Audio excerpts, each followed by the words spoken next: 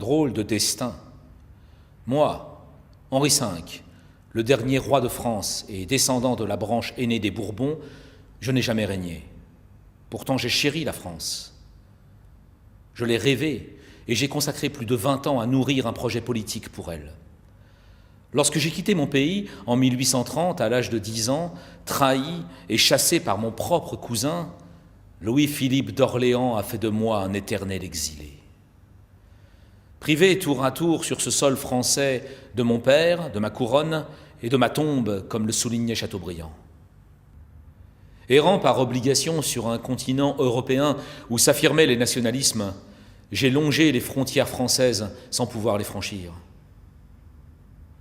Je n'ai connu ma patrie qu'à travers mes souvenirs d'enfance, la presse, des rapports et les rencontres que j'ai multipliées, notamment à Frösdorf en Autriche, où nous nous étions installés pour préparer mon retour. Ce retour n'a jamais été possible.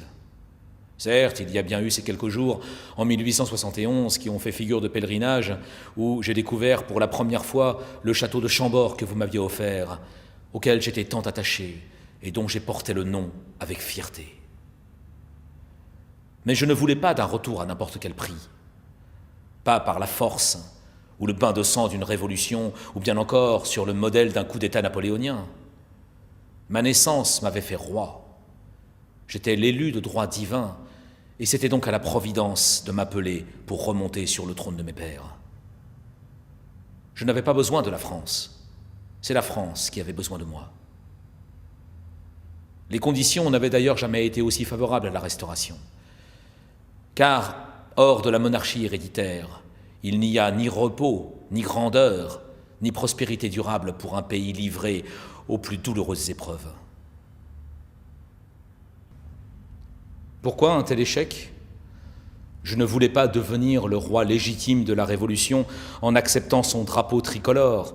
Je ne voulais pas abandonner l'étendard de mes pères, le drapeau blanc d'Henri IV. Je l'avais reçu comme un dépôt sacré du vieux roi, mon aïeul, mort en exil. Il avait toujours été pour moi inséparable du souvenir de la patrie absente. Il avait flotté sur mon berceau. Je voulais qu'il ombrage ma tombe. En restant fidèle à ces principes, j'ai sauvegardé mon honneur, mais j'ai été le fossoyeur de la monarchie et en quelque sorte, par défaut, comme le disait Thiers, le fondateur de la République. J'ai quitté ce monde en exil, sans couronne, sans enfant, sans testament politique, en laissant la scène au bal des prétendants.